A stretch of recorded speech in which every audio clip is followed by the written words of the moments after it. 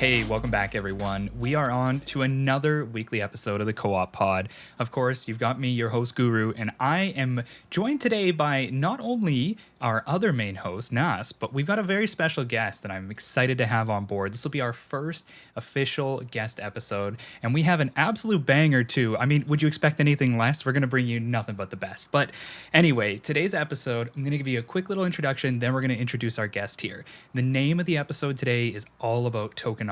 We are going to get complex on this. We want to be talking about the frameworks, the foundational system that makes Web3 games what they are, the on-chain elements, and how particularly they can improve a game or really destroy a game. And for that, we brought on a special guest that you've potentially seen me nerding out on Twitter with before, all about tokenomics, none other than Rich from RPD. Rich, it is a pleasure to have you here with us. I'm super excited to have you on for an episode, our first official guest. I couldn't think of anybody better to bring on for this.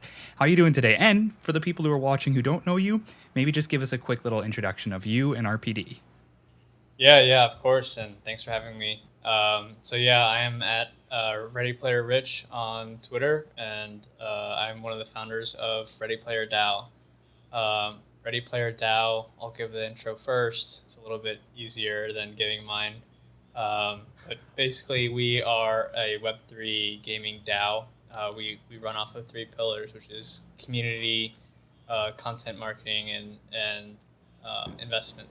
Also some advisorship for some of the games that we're working with that are coming into Web3 and see the amazing opportunity and what's going on in what we like to call the next gaming revolution.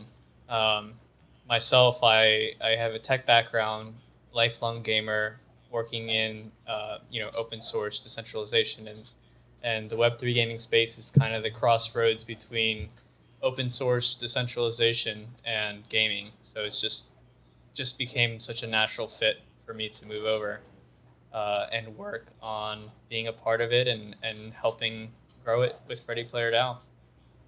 It's awesome. I'm honestly, every time I see you or RPD on Twitter, I always have to stop myself sometimes from wanting to get in because I'm like, I could probably go back and forth on whatever the topic is over and over with you. We've had some great conversations, though. Thanks again for coming by, Rich. It's nice to have you on this episode. Joe, take it away. Tell us a little bit more about what we're getting into and get us started. Because I know you got a really important job today. I don't envy you for it, Mr. Moderator. So reason we did today, we got Rich on, is that there's been a lot of chatter, especially about tokenomics in games.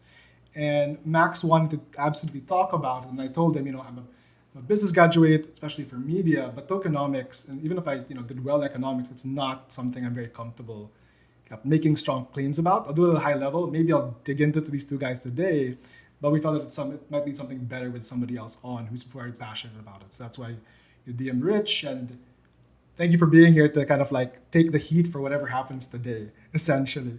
So I thought the way to start this off would be, I think, with kind of a mini game. So I'll be moderating most of today's tokenomics discussion, putting my piece in, but for this game, I'll be specifically moderating. And it's kind of like a quiz and a shotgun experiment.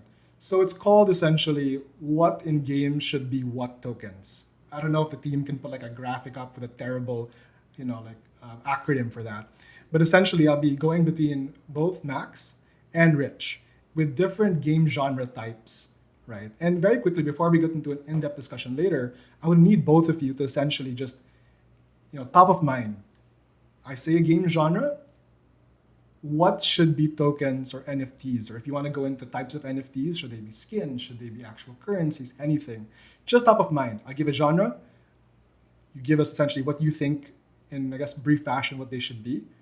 And then the other one can chime in. I'm going to alternate every genre between each of you, right? And kind of go through these. And then we're going to break it down after into a more open discussion. But I essentially want to see where you guys are at, because I think the most unfair thing that people talk about on Twitter is blanket statements related to what should be tokens or tokenomics in games. And I feel like this one might be allow us a little bit more freedom to understand or break those things down. How's that sound to you guys? I'm ready. Yeah, just try to give me the easy Okay. ones.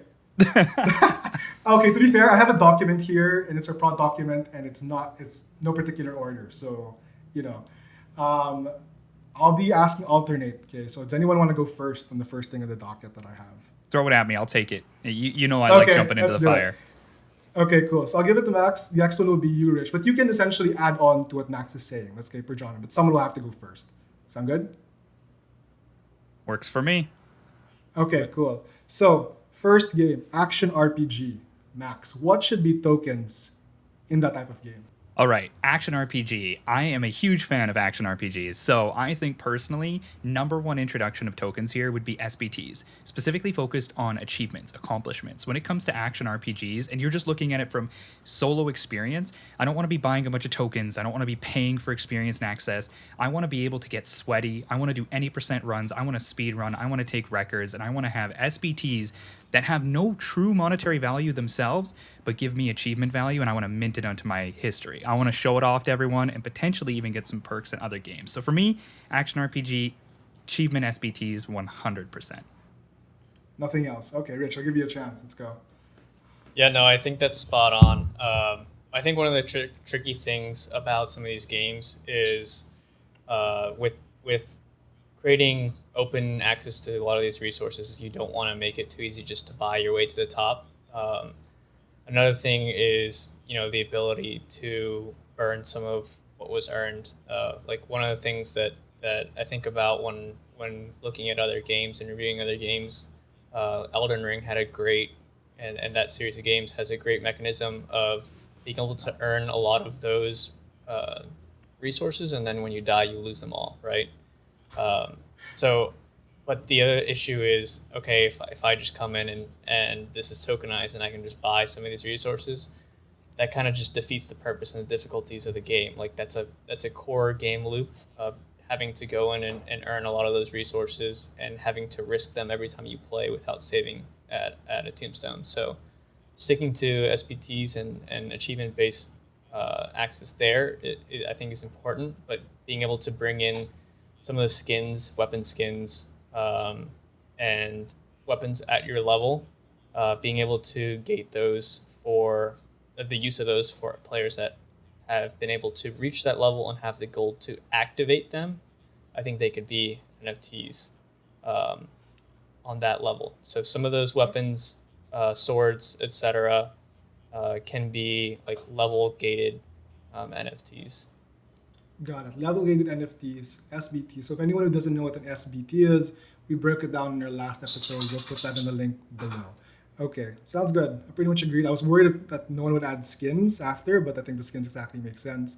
And level gated and specific convertible, mintable NFTs. Okay, next one. Rich, ready? Let's do it.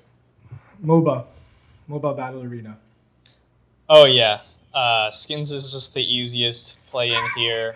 Different attachments for specific characters makes complete sense. The first thing I think about is kind of how Cypher's been approaching things and setting things up. That model works like very, very well with MOBAs and that genre of gaming. I think you're just giving me a tee up here. Throw me the NFTs. Throw me some resources that I can use to buy, different weapons and upgrades for the characters in the MOBAs, etc. I think this is a pretty open one. It doesn't affect gameplay too heavily. Being able to transact and purchase different weapons, upgrades, changes to your character. And then similar to my Elden Ring example, I think you can also gate with levels. This is something that's very native to a lot of different games. Being able to have to upgrade your character, be able to use some of the stronger weapons is a great way to be able to have an open economy, an open marketplace, but not be able to have people come in and pay to win. Still have to make them earn their way to using some of the better weapons, loot, resources, etc. So I think both mix of in-game token and NFTs will work fairly well. In-game token, like you can earn from like a token that's convertible to NFTs. What do you mean by in-game token? I don't mean to dig into it, but so tradition to to any traditional Web 2 MOBA, right? You generally have resources that can be earned for purchasing items or purchased to purchase items, right? Got it. Okay, Max, anything to add? As a hardcore ex-MOBA esports player, I will say MOBAs are open to tokenization of everything that is not pay to win. The moment you infringe on that pay to win side, you've broken what is sanctive grounds in MOBAs. No MOBA player, and I want to like not poke at, but bring up an explanation.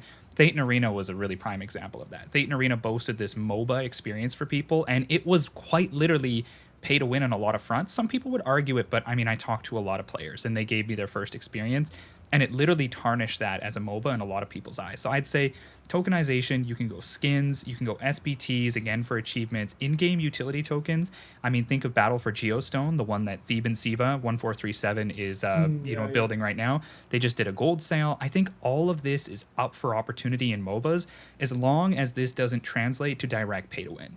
It can pay to stylize, it can pay to speed up process, like convenience, pay for convenience, whatever you want, but it can't be pay to win. That's where I draw my line. No pay to win.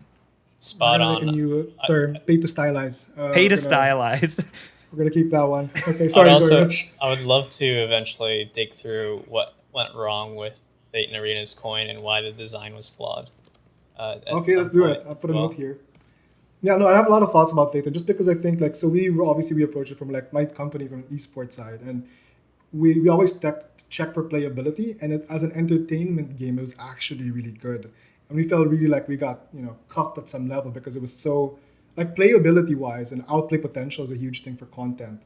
And it had that, and then everything else kind of like, okay. Yeah. Well, I'll put it on the docket for later, but next one. Who is up? Max. Me. FPS, first person shooter. Oh, number one, skins. Every single FPS game has just absolutely made a gold mine of skins. There's so much you can do on skins for this one.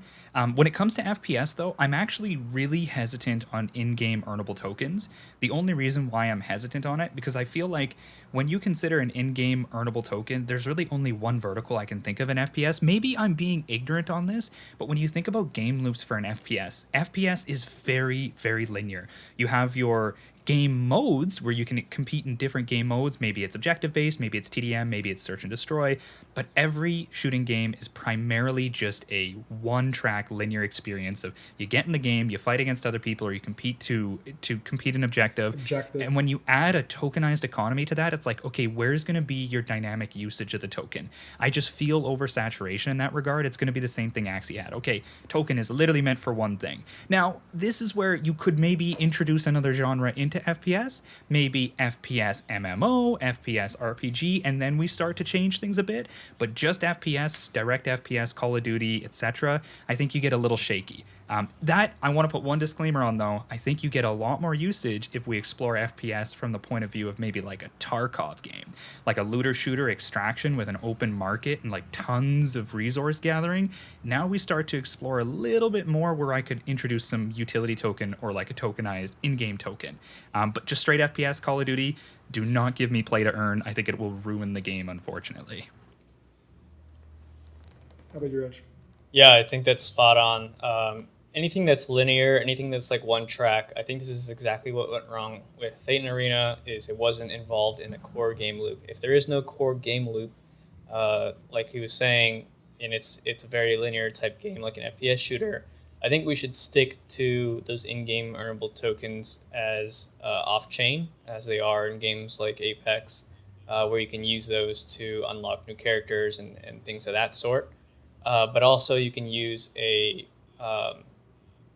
token that's not earned in-game, like an ecosystem token, to convert to those in-game tokens, such as like purchasing them or just use USD to purchase them, and have that be able way to unlock characters. So that's a very traditional model. Just throw in an ecosystem token and have some skins, some weapon skins, Halloween events, Christmas events, skins, etc. The traditional model. I think it's very straightforward and it's done well for a reason. That being said, can I curveball you guys? Sorry, can I curveball you guys? Yeah, sorry, Rich, you're saying that being said, I think a different. No, I was going to say that being said, I think extraction shooters like Tarkov and Dead Drop, which is soon to come, that will be using a lot of Web3 tokenization, does have those core game loops where you can involve some tokens, some resources to that extent. I'm probably going to want to be able to craft some wraps, some band-aids, etc., and sell them, and potentially buy some ammo, some weapons from other people that are crafting those as part of the game. Okay, cool. I want perfect that you said that, because the curve I was gonna give was like, I think not many people who watched our last episode, or I've got some DMs about, are not familiar with what a looter and shooter is, especially because we were talking about last episode how Tarkov is such a tight knit community, not very big, but it's such a tight knit, powerful one. So you think maybe Rich, could you give us an explanation of what a looter shooter is, and what would be a core game loop that makes sense for looter shooter that does not make sense for a linear 5v5 FPS? Yeah, so I can just break down Tarkov. Essentially, the thesis is very similar to that Elden Ring example, where you go in, you can get a bunch of resources, but you're at risk of losing them. The difference is with Tarkov, you have to extract. You have to go to an extraction point and wait for the extraction and survive to get out with all the resources that you entered with, as well as with what you looted. So now we're thinking about an economy and NFTs and all these other resources. We're thinking about, all right, I found this like super rare gun in game. I'm either going to get clapped and lose it, or I'm going to be able to take it out to the extraction, right? Or I can keep fighting all the way and trying to win it all and take as much loot, heavy a bag as I can. There's also decision making around how much will fit in the pack that I'm running with, etc. Make sure I'm still carrying meds in case I do get into a fight, because there is in Tarkov the ability to bleed out. So it's very complex. And when there's complexity, there's the ability for on-chain resources that are going to be traded for, that are going to be desired, sought after, because they're very difficult to attain. So there can't be direct linear earning of tokens. There can't be direct linear earning of resources if there isn't a difficult and complex mechanism to not allowing every user to just sign in and earn it. That's the biggest issue that we've seen in Web3 games to date. Somebody knows their Tarkov. Rich will have to play sometime. I got like some crazy Tarkov sweats in MTTM. We love ripping it up. But I just want to add one other thing on there that you mentioned, and I think you hit the nail right on the head, and that is the fact of you cannot have that oversaturation ability. You cannot have that over tokenization that will oversaturate the market unless there's got to almost be like that barrier of complexity and difficulty. And some people hate to hear this, but it has to be that kind of levels the playing field. Because if not, you end up getting, the spreadsheet play to earn gaming, right? Where people will just come in, they'll sign on, they'll earn, it's their job. And that's not what games are about, right? And I even think, to go one step further on top of what you had mentioned into Tarkov, I think that the open market aspect that Tarkov has it's so Web3 feeling already, because I think about it right now. There's times when, you get a super rare gun. Maybe you go in and you find like an M1A or an SR25, or God forbid, a marked key.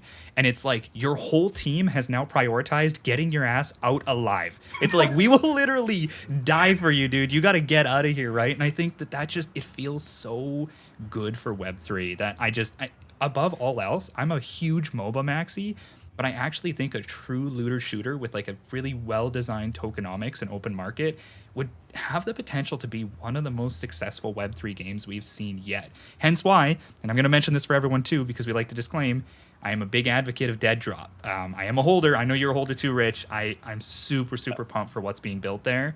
So yeah, again, just disclaimer on that one, but I think we're in for a really big show once that comes out, assuming that things go well. I'm very bullish on it. Yeah, I think the very high level and summarization of what both of us are saying is there needs to be complexity in game theory. If Agreed. The game theory is very obvious, every player will take that route. And that's what happened in a lot of Web3 games. The game theory to make money in a lot of these games was very obvious. Get online, click some buttons, receive token, dump token. There's not very much complexity. I mean, obviously there was the bit of, okay, I can also breed, these assets and create more and sell the assets to new players. But it's a spreadsheet example, just like you said. I can spreadsheet out the game theory and make the best decision every single time with the assets that I'm earning. That is not how you build a compelling game with a solid economy and a complex game theory. It should not be obvious for the maximum return on every approach that you're taking. A good game with complex game theory will allude to every type of gamer across different types of gamer personality styles, whether that's someone who's trying to look the best, who's trying to grind the hardest, who's trying to be the most strategic. These are all different game theory approaches because you have to sacrifice one to be able to put all your earnings into one bucket and achieve that goal, which is crucial in making a well-rounded economy. I want to double click on, I guess, to close the point, right? Every time, a lot of times when I've met with DeFi or protocol builders who moved into blockchain gaming, GameFi, whatever version they like to call it, right? What ends up being always a point I have to make is that if you put, like, what are gamers most known for? If there's something breakable in a game, gamers will freaking break it. Oh yeah. Right? And if that means if your game theory or your core loop or if it's spreadsheetable, someone will break it. Like, gamers will break it. And it's something I think very unique to the industry, or at least a very proven thing that's done, if not for entertainment, for monetary reasons and gray markets. So yeah, essentially, I think that's just a double click on the idea of complexity more than ever with tokenized assets is really important. Mm-hmm. All right, we only have a few more things on the list left, and we can really break some of this down. I think it was Rich next. Probably very easy. Simulation sports. I think the characters, the players themselves, can be NFTs tradable. Obviously, we've seen Top Shot and some of the different moment sports as well. A lot of those are tied into specific athletes. They can be done with digital athletes as well, or imaginary athletes, depending on how you're simulating your sports.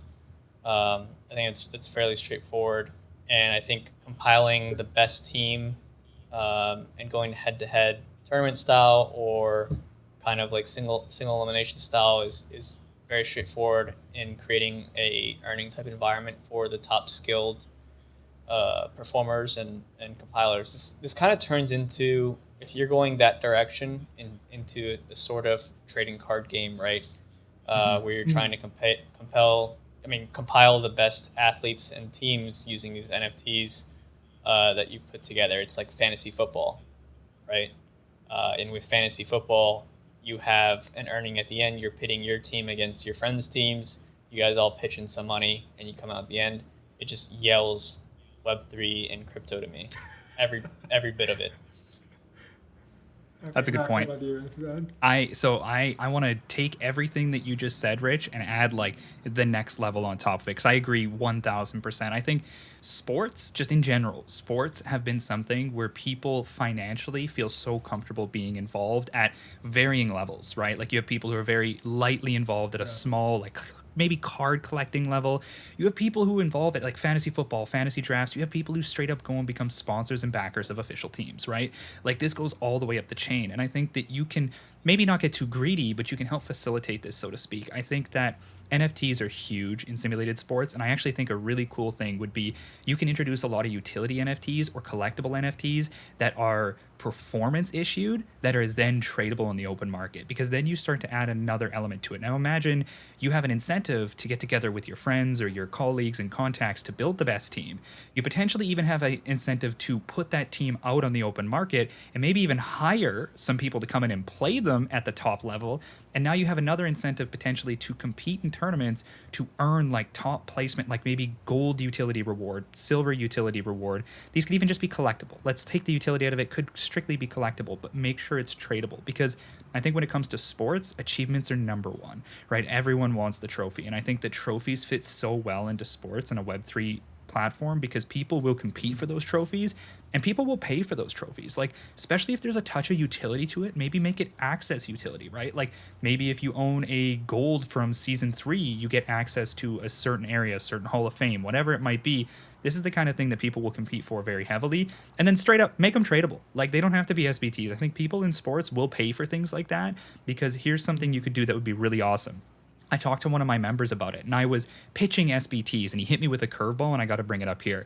He said, well, wait, why can't you make trophies reissuable? And I'm like, what does that even mean? And I'm like, could you imagine if I was a first season gold trophy holder and I wanted to run a tournament in season 5, and the the winner of that tournament gets a reissued version of that season 1 gold trophy. And I'm like, well, what are you talking about? He's like, that makes my tournament considerably more valuable than everybody else on the field because I have a first season gold trophy that can be reissued and have a new name plaque on it. And it blew my mind because I thought of the Stanley Cup and I'm like, oh my God, that's such a smart idea, right? Make the actual like performance, the accomplishment NFTs remintable, slightly fungible. Use like a soft fungible token where you can add names to the placard and you can have the individuals who own them or issue them be able to like hold custody of the trophy to be able to add names to it. Like the sky's the limit on this, but I think trophies are huge in sports. So you give people this really strong performance incentive to compete for the trophies, and then you be able to have the trophies in some way, shape, or form monetizable for the people who actually earn them. I think it'd be just fantastic, right? I think sports gives so much financially incentivized Web3 elements opportunities in comparison to some of the other ones that maybe aren't as financially motivated. But sports, you can get crazy with it. And I think people will get crazy, but you need to have a central entity. Let me just mention that. If you have like you need to have MLB, NHL, etc. You can't just have anybody doing it. Yeah, you can have the Shiva, and then you can update the metadata with all the winners' names across each tournament. Yes, right? Yes, That'd yes, be crazy. Exactly. And do that way.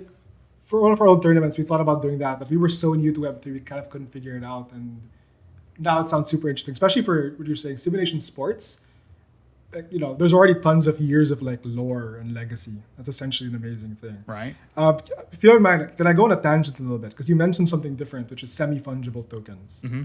Right. I think this also is under what I understand is ERC 3355, which we partially discussed last week, Max. But essentially, it's supposedly, if 3355, I'll do it real quickly, means that you can have multiple similar items, but have different metadata, right? You can generate multiple. The example given in the thread, maybe we can put in the show notes again, is that you can generate 10 laser swords, right? And each of them have different stats. What I didn't understand in the original thread of the protocol was that actually they're semi-fungible, where you could actually, let's say you had two of the same item, but different stats that you could transfer stats and update the metadata.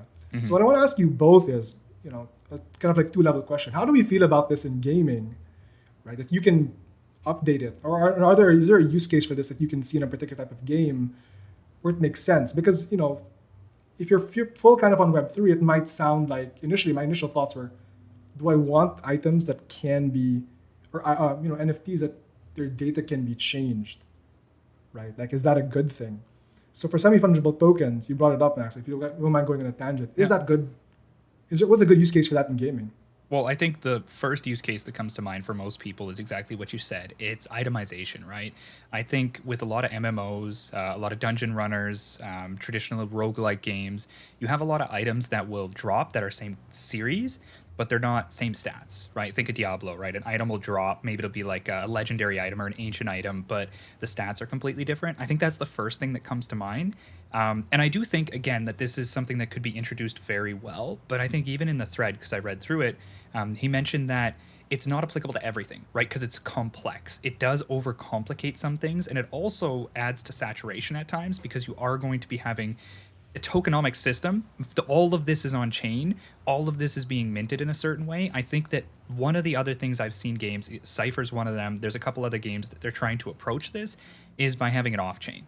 Even Big Time, right? With some of their non-NFTs, just some of their items, it's all off chain. They're still like, they don't have to tokenize everything, but I think it is a good opportunity to come in and put that into maybe a very special issuance of items. Like if I was playing WoW, I might not want every item that drops to be issued with like I think it's 3525 or 3355, one or the other, with that kind of ERC. But I might like certain things like maybe end game, like end raid loot, when I actually finish the boss and it drops like the legendaries, the orange items. At that point, maybe I'd feel like, make those immediately minted, run it potentially with this new ARC system that has cosmetically or series-wise the same thing, but then has the stats slightly different. And then here's one other thing I'd like, because I am a big advocate for this. I think I'm not sure I understand. Oh my God, Siri's going off. Sorry, guys. I think one of the things that you want to be able to do if you're going to put semi-fungibility into it is you want to almost facilitate it, right? So I'm a big fan of transmogging. I think it allows you as a player to feel a little bit more capable to move through the metas, because metas will shift.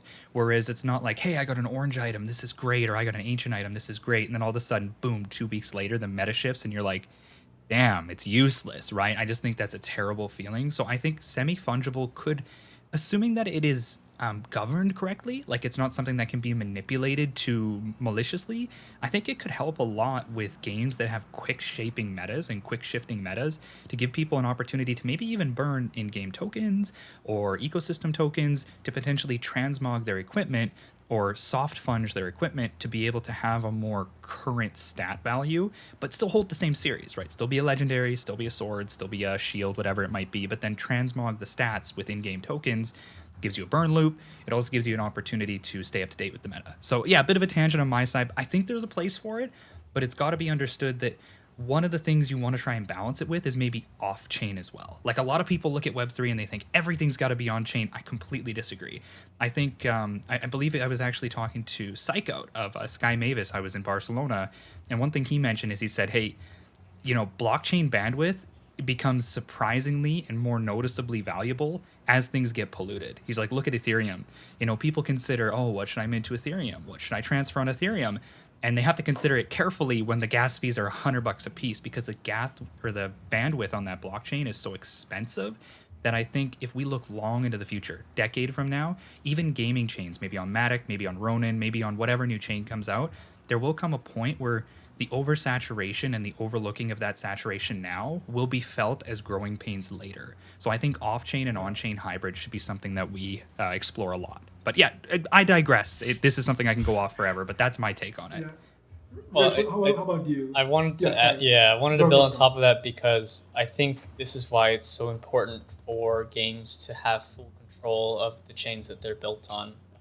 That's why we're seeing Full control. Polygon. Okay, go on. Yeah. Polygon, these side chains as a service, right? So Polygon has their super chains. Avalanche has their subnets. Avalanche. Supernets. Supernets, yes. Polygon has supernets. Avalanche has subnets. IMX is doing their L3 is what they're calling it, I think. Yeah. And you'll see that the games that people that have built games before are understanding that this is a crucial element to being able to build a game and build an economy around it without it being negatively and detrimentally affected by the chains around it. This is also why we've seen Solana catch so much flack for games, because they've gone down so much. That is a non-starter for games. Yeah. Like, look how much flack Overwatch 2 has caught because people couldn't play it because the servers were down. People are calling it a failed launch. Now, imagine this happens once a month. It's just not something you can do. You know how much revenue a successful game would lose if they went down for a day once a month. That's absurd. Beyond that, the amount of congestion that main chains and primary chains have had on them. Sunflower game brought down Polygon for a while. You couldn't do anything. Yeah. Your transactions would get stuck.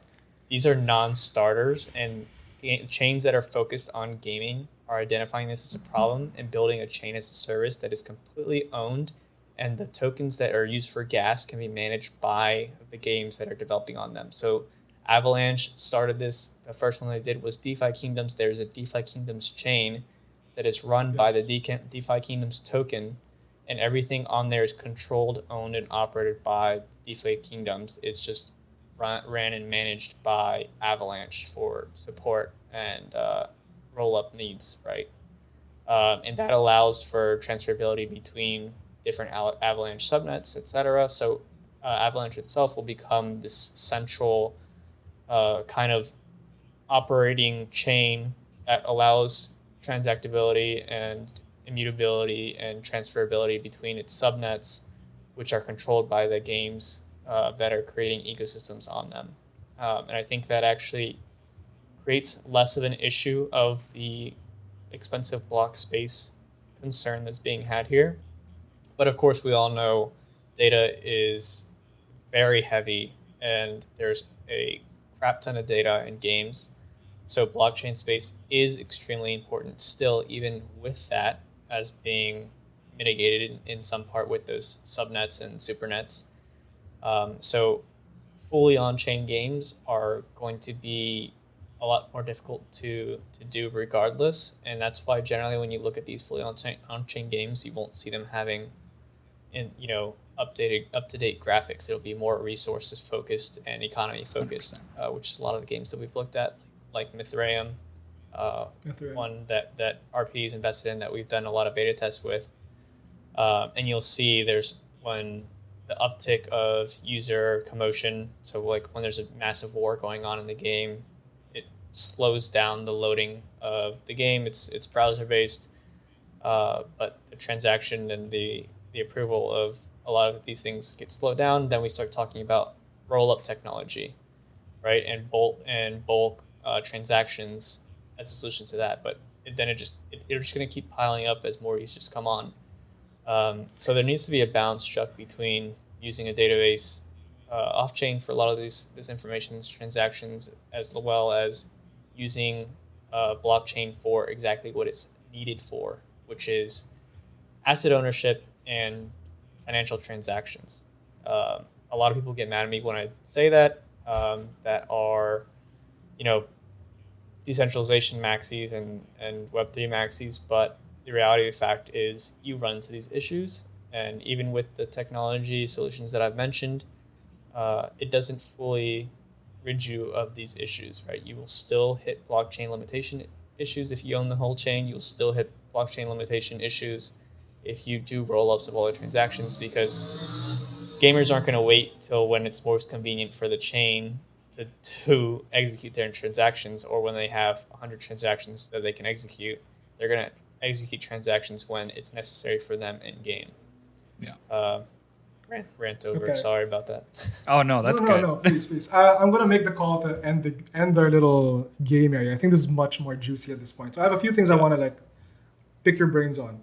So number one, Rich, you mentioned three of us were quite familiar with it, but things like subnets, layer 3 for IMX, and when you were talking about it, it might be a dumb question, but I think from a regular gamer, it sounds to me like the layer before it. So if it's Avalanche before subnets, supernets for Polygon, layer 3 for IMX, it almost sounds like these are essentially going to become they're going to require their own launchers. Like are the layers below it or before where they build on going to become something to gamers where the way we experience it as consumers becomes more like Avalanche will have its own game launcher where all of their games are on IMX, or is that completely unrelated to the block space being used for games, right? So the reason I ask that as well is because if that's the case, it also becomes a monumentally bigger decision for game studios to choose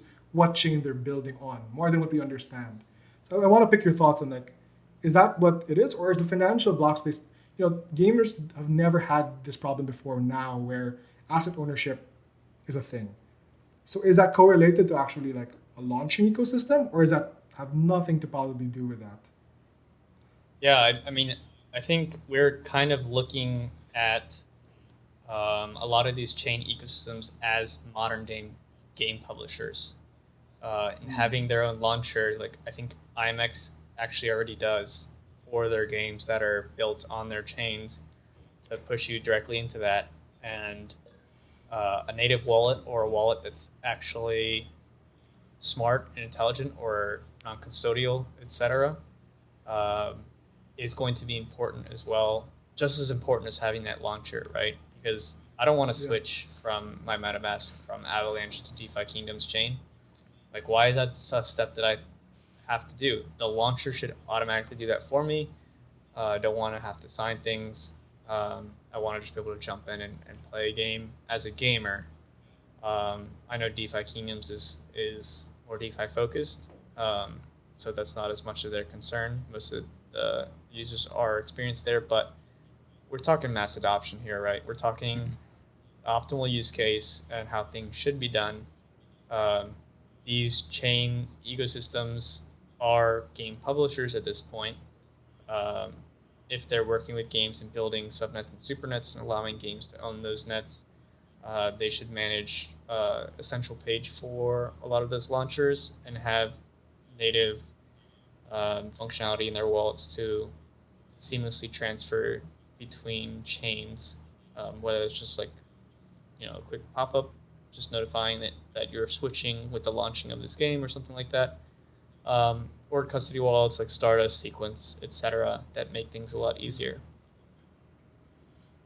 Okay, good to know. At least I think everyone's got the same page. It is becoming these chains, or the chains that are allowing studios to build them, are becoming their own pseudo publishers. We're seeing that battle now across Epic, also integrating a lot of things. I wanted to shift a little bit into oh god, completely lost my partial train of thought. But yeah, okay, there I remembered.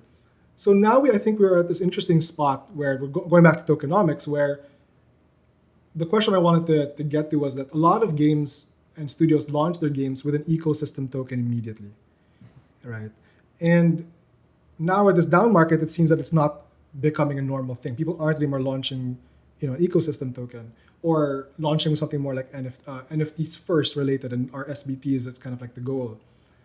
You know, is it something where you guys feel now that games should delay launching like an ecosystem token as they launch the game now? And is that situation that the ones who have already launched ones have did it too early, right? How do you guys think studios now go about tokenomics with their games? Should it be specific game IP mode should have tokens? Should it be done as an ecosystem first? Like if you guys had to analyze as a consumer, like how you'd want to enter games, or with what you guys know in the industry as a gamer, and on the back end with people we talk to, how would you guys attribute releasing of ecosystem tokens for all these new studios and games coming forward?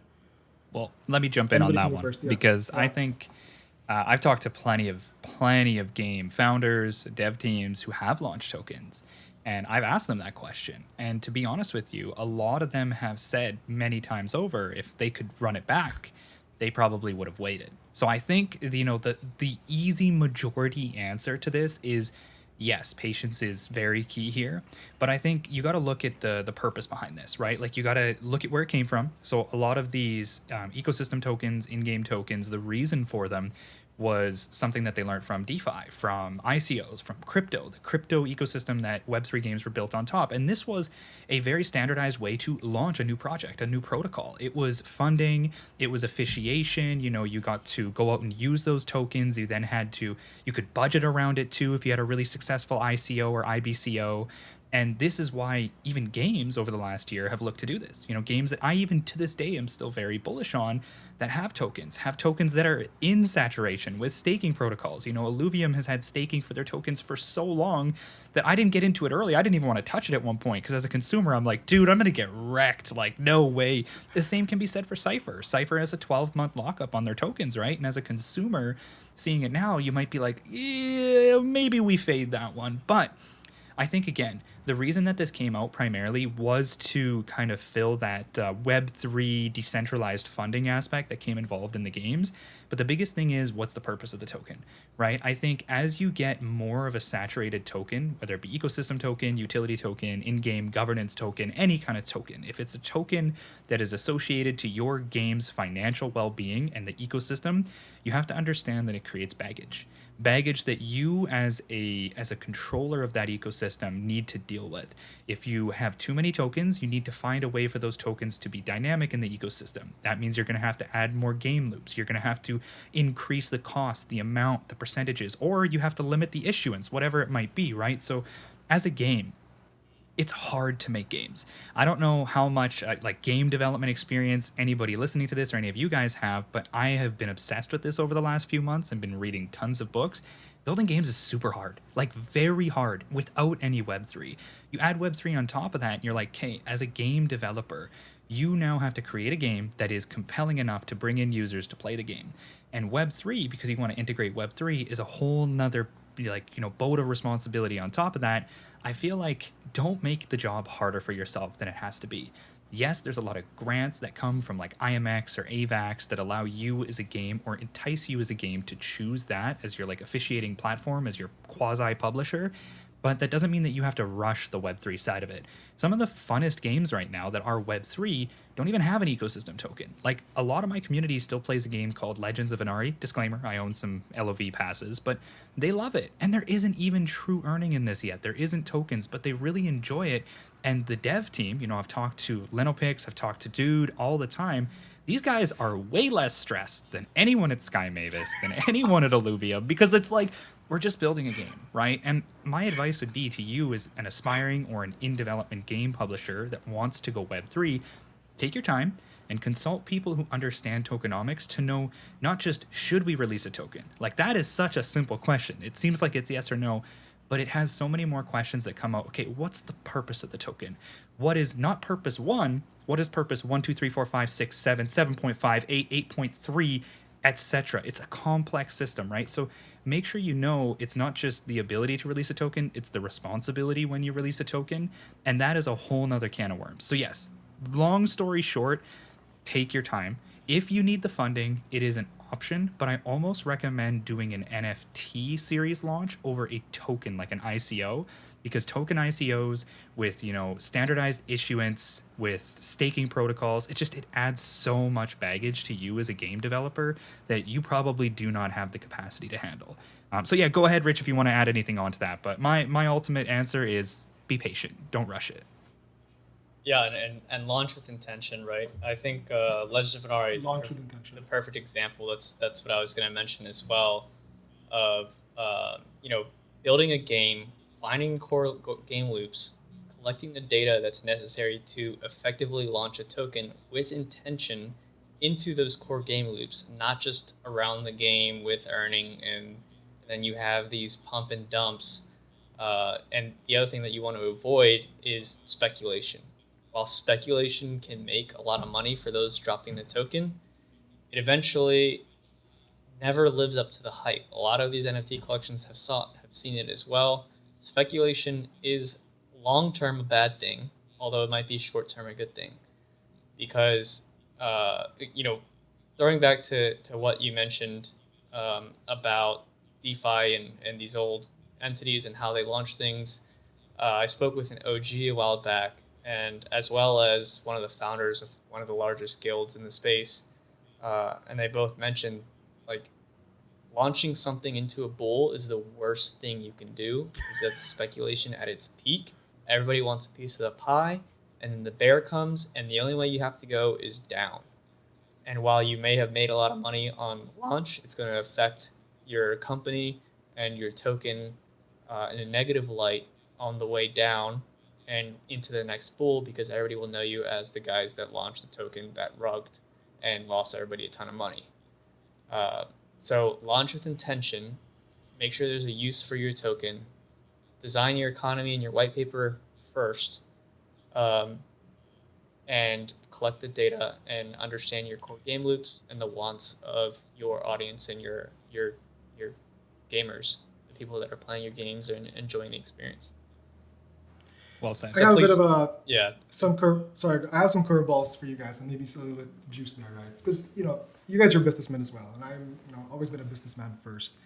And you can make an argument. I've heard it's not my way, but I've heard a couple of people from two different kind of like studios who their philosophy was, we can make the money now, right? And our studio, you can make the money now. There's going to be down pressure, but we can afford to survive and fix this, right? That's one kind of like, that's not, for people listening, that is not a new business strategy. That is a normal business strategy in most industries done, right? Mm-hmm. It's just that what I tried to tell both of them, was that gamers are pretty ruthless and it can reflect, be negative in your market. Now, so what I want to bring the conversation to here was, yeah, I really like the idea of launching with intention, and that's what I really believe in, right? But just also from understanding like the last ICO 2017 kind of like, boom and bust, right? I want to kind of refute what you said a little bit, Rich, that you get people who did things there, as much as, they were known to people who were there at the time. Many of, like, maybe it's us or people we know who came in during the bull run last year were duped by people who did the same thing in 2017, right? And if we're talking, every time, let's say, the crypto cycles of DeFi or let's say Web3 gets more consumers, there are just more people who don't know of the dubious players from the previous cycle, right? So I guess my answer there is, I guess my next question would be: are we really insulated? Are we really insulated from the next wave of gamers coming in? Where is there a way that you see these people who have not maybe done it well this cycle, you know, making, I guess, dubious moves into the next cycle? Will gamers be able to see that? Do we have a responsibility as well to make sure that those things don't happen when, again, what was the stat recently? There's like 2.5 million wallets or something in DeFi. Maybe too little, right? That's dubious. But for sure, what all three of us are about are even more people coming in during the next, as things develop. Right? What can we do to make sure that the ones who maybe have done it dubiously are, better put away versus the ones who are all these new gamers coming in? Do we even have power to do that, right? Like, I guess yeah. So I want to get your thoughts on this. Like, is that a natural problem with the next cycle of these tokenomics being put into play? Will it matter, or is it not going to be any different? Yeah, you can start it off, Rich. Go ahead. I want to hear your thoughts. Pretty loaded. Yeah, I wanted to get it out there. Yeah, I think one of the things is, like, one, gamers are unforgiving and unforgetting, and two, while you do make that money and you do have that runway, you have, with the dump into the bear, with the use cases for the token, and a large percentage of your player base not being able to use the token, etc., have created a bad publicity and a negative effect on the markets, right? So people don't forget when you've lost a lot of money. Now, in business, creating a business and playing into the hype of something and then taking that time to build something more, it's a bit different, right? Because it's not like all your customers were owning your stock, right? This is a little bit more of that when you're using an ecosystem token and everybody's taking part of it, and then the entire, macro market crashes, people see it as a failed company. This is now a failed entity. They tried before, they failed. They don't know how to build games. They don't know how to run a company. They don't, this is the narrative that begins to build. And this is something that you'll hear if you talk to a lot of these OGs that have been here for a while in the old DeFi. And that's why those founders start over from scratch, and why they're able to do that, because people forget the founders' names, but they don't forget the companies' names, which is why there are new companies that these guys are serial entrepreneurs, serial founders that are coming in and trying to start it again, because they know they can do their ICO, they can do their token launch, and get the new wave of investors and incoming. The other thing is, with every boom and bust of the crypto market, every cycle, there are more competitors. So there is a benefit to being early. Axie was like the number one and only Web3 game, essentially, that was not fully RNG at the time. So anybody who wanted to get in, get a feel of what Web3 game was, had to go to Axie. This next cycle will not just be Axie. So the promise of recovery, let's wait for the next bull, we have the money, we're building, doesn't mean as much for every consequent cycle. So that strategy will be a lot more difficult moving forward. You actually have to build something, and you need real retention outside of just paying for users, paying for players, which is what a lot of that open linear play to earn was, essentially. So now you're also fighting publicity. Good point. Okay, appreciate it. Max, anything to add there? Well, yeah, actually, I was going to put it in this term. So I'm, for anybody who doesn't know, any MTTM guy already knows this, but I happen to be a pretty avid art collector, and I have been for a long time. When I was making money in Axie, I spent a lot of it on art, actually, and I love artists, and I love getting genuine, real expensive art on platforms like Super Rare, Foundation, etc. So one of the things that we learn here is there's a term that's thrown around by art collectors called provenance is king. You hear content is king and content creators, but provenance is king. And on the blockchain, provenance is immutable, right? It is something where if you buy art for a certain price and you list it, etc., that entire process is minted onto the blockchain. It is publicly viewed. So one of the things that you mentioned, Rich, that I couldn't agree with more is that publicity. The provenance is there. If you want to launch into a bull and you want to just eat up all those royalties and run with the rocket fuel that is whatever growth hack is going on at the moment, that's great. I understand that. From a business point of view, that seems fantastic. Your investors are probably throwing money at you. But again, the provenance is going to be there. And as you go forward, another thing I was going to mention you kind of touched on, Rich, but I want to put it on another side, which is that, there's more competition. There's also more familiarity. There's more conditioning. There's more understanding on the consumer side, right? So yes, you have more companies, you have more orgs coming in with the competition to build. You don't just have Axie, you have multiple games, you have multiple options. But then you also look at your base, right? Your power base. Sure, a lot of people got shaken out of Web3 gaming. I'm not going to lie. Tons of people. Like MTTM went from like 9,000 members down to like 5,000 members when the bear really hit. And that's to be expected. But guaranteed, there's going to be considerably more people who are experienced, conditioned, and putting out knowledge, trying to guide and inform people going into the next cycle. And this like kind of balance is going to continue to shift. It's going to continue to move around.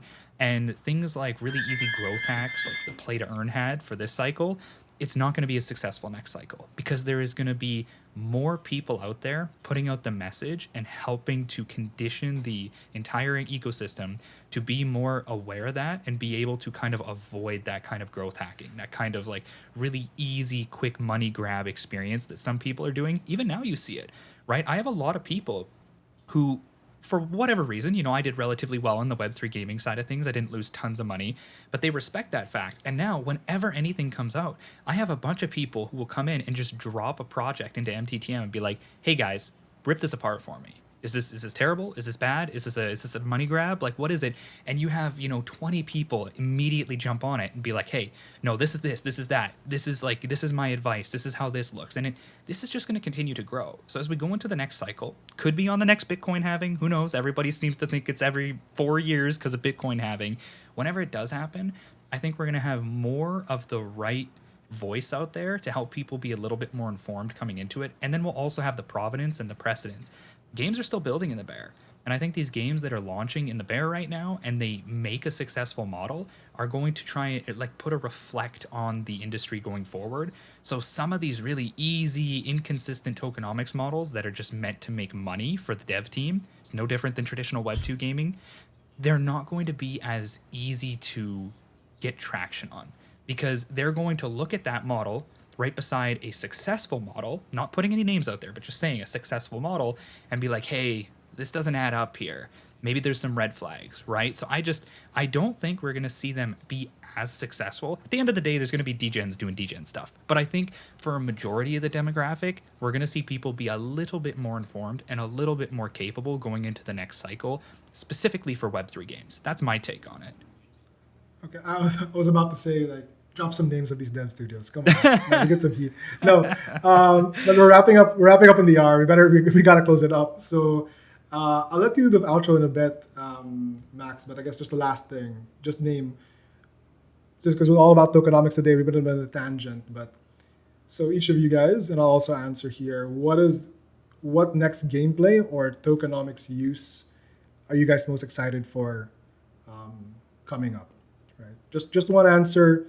Quick and simple, then we can wrap it up. And any last thoughts, right? Max, I'll let you go first. Okay, I think for anybody who listened to me talk about it earlier, I think you could probably guess I was going to say this. Extraction shooters with open market, open player-owned market. It's my biggest bull. I'm so excited for it. I think that will be honestly the recipe for success, especially if we get demographics that come from games like Tarkov, etc. coming into it. For those people who don't know, Tarkov is a game that was developed by a Russian company. If you try to buy that game online, because you can't buy it off Steam, you try and buy that game online with your credit card, your bank's going to literally cut your credit card off because they're going to think that you're like funding the Russian military or something. So you want to know how people buy that game right now with no trouble?